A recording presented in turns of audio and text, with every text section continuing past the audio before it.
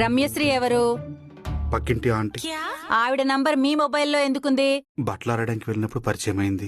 Number ఎందుకు తీసుకున్నావు? వడేలాలు పెట్టడానికి వచ్చినప్పుడు కాల్ చేస్తానంది. కాకులు రాకుండా చూడమని చెప్పింది. రవణమ్మ, శ్రీలక్ష్మి, ముత్యాలు, చిన్న సరోజ వీళ్ళంతా ఎవరు? రమణమ్మ కూరగాయల షాపు, శ్రీలక్ష్మి రేషన్ షాపు, ముత్యాలు చేపలు అమ్మిద్ది, చిన్న సరోజ కిందిట్లో పని మనిషి. నువ్వు లేనప్పుడు చెప్తే వచ్చి ఇల్లు క్లీన్ చేస్తా అని చెప్పింది. నువ్వు పరిచయాలు పెంచుకోవడానికి మగవేదవాళ్ళు ఎవరు దొరకలేదా? ఆడదే ఆధారం కదా అని వాళ్ళని ఎంకరేజ్ చేశాను.